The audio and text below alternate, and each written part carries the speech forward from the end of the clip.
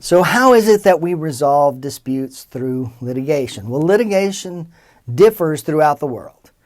It is the final alternative result for resolving dispute. Very common in the United States, but less common elsewhere. In the United States, businesses and consumers and employees do not hesitate to seek out the court system.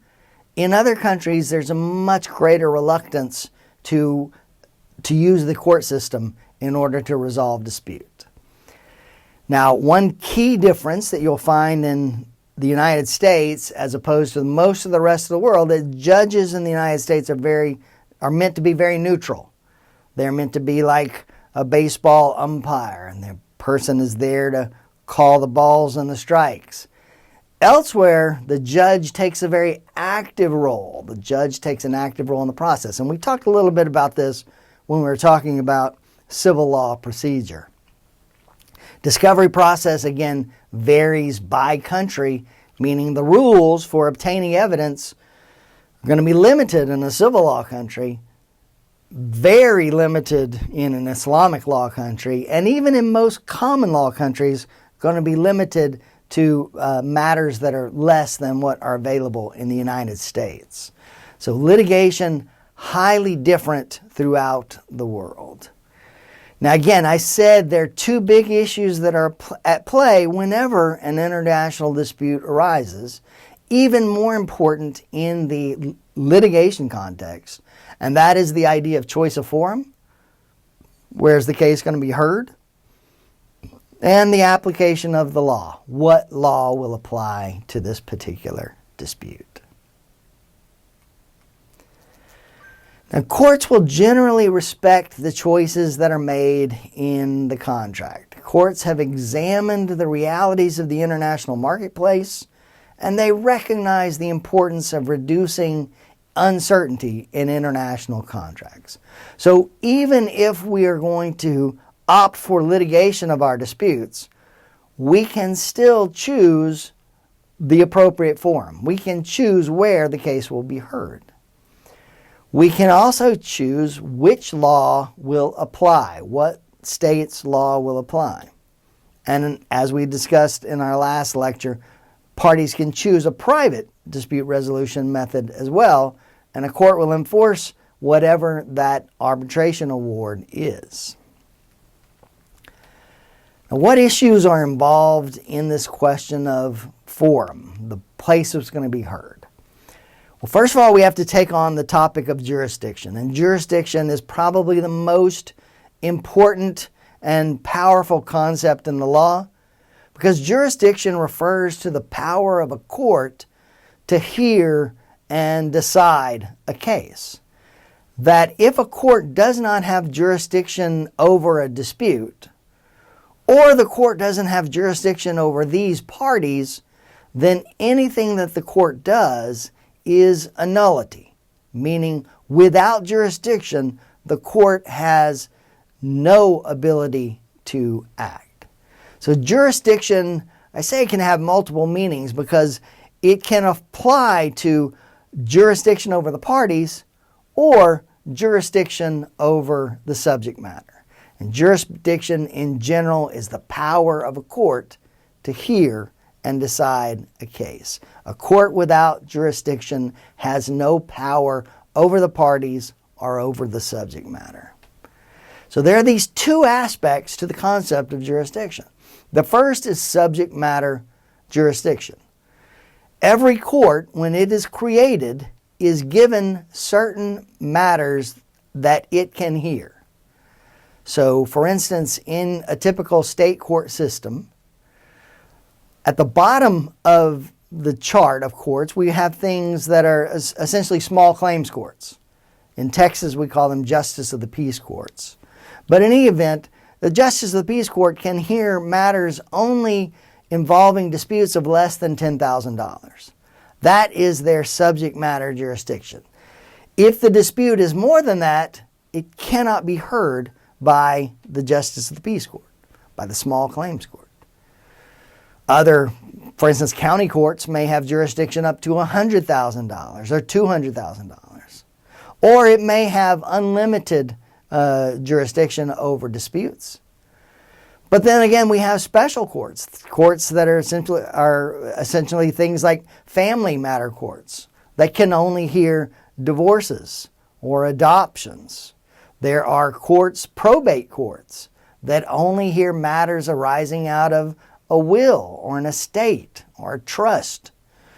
So every court, when it is created, is given a certain subject matter jurisdiction. And it can only direct those cases that fall within that subject matter jurisdiction. The other type of jurisdiction is personal jurisdiction, meaning power over the parties. A court can have authority over the parties only in certain situations. And the most important thing to remember about jurisdiction, certainly for your test, both types of jurisdiction must be present in order for a court to act.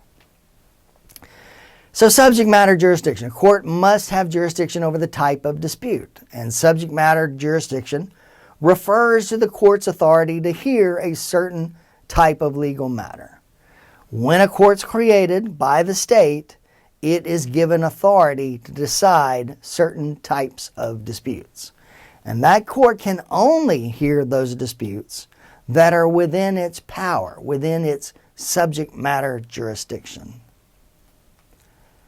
Personal jurisdiction refers to power over the parties. A court must have jurisdiction not only over the subject matter, but also of the persons involved in the dispute. If the court lacks personal jurisdiction, no party can be required to appear. You cannot force that party into court if the court does not have personal jurisdiction.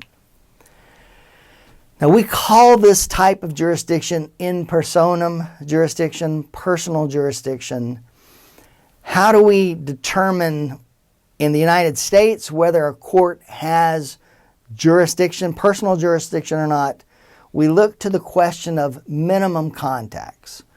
What contacts does the party, the potential party, what contacts do they have with the particular location of the court that is seeking to exercise personal jurisdiction? A very famous Supreme Court case on this point called the Asai Metal Industries versus Superior Court, the Superior Court of California. But again, this was a Supreme Court decision in 1987. And what this case was about was a Japanese manufacturer of tire valves sold tire valves to a Chinese manufacturer of motorcycle tires. They used the Japanese tire valves in making motorcycle tires, and then they would sell those motorcycle tires to businesses in the United States. Well, there was a failure involved in a tire and perhaps in the tire valve. A California rider was injured, and so the California rider sued the provider of the tire, the Chinese company that had provided the tire. The Chinese company then, because courts have this power, they brought into the dispute, they attempted to bring into the dispute Asai Metal Industries, the Japanese manufacturer of the tire valve. So there is no relationship between the Japanese manufacturer and the United States. They don't do business in the United States.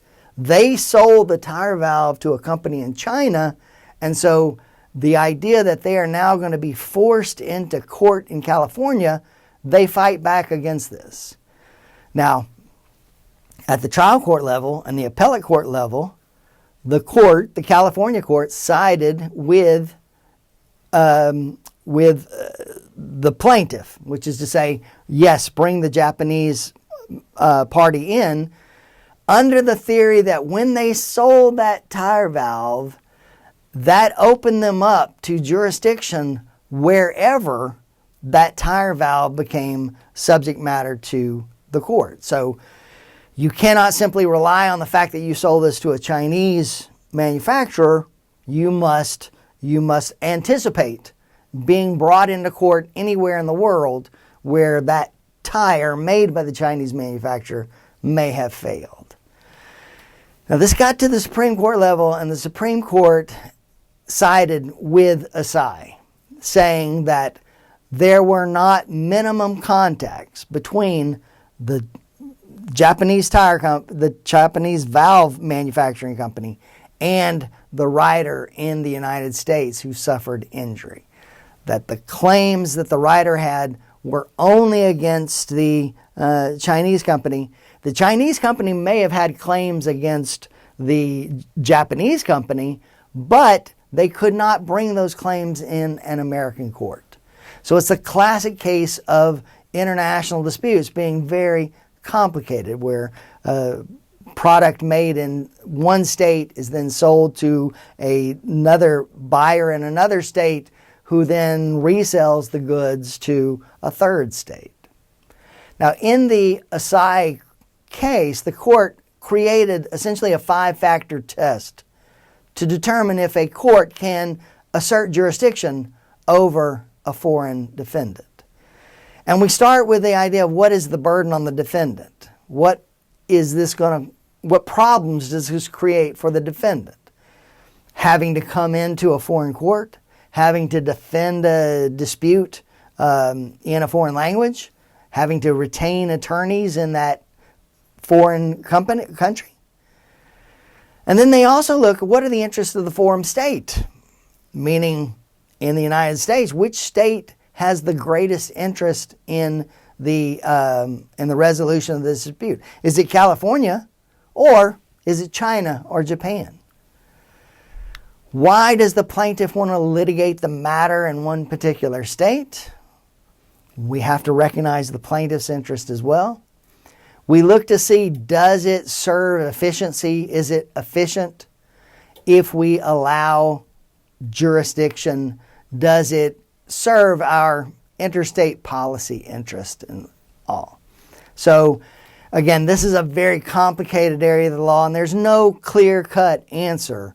I just want you to know that there is a test to determine whether a court can assert jurisdiction, personal jurisdiction, over a foreign defendant.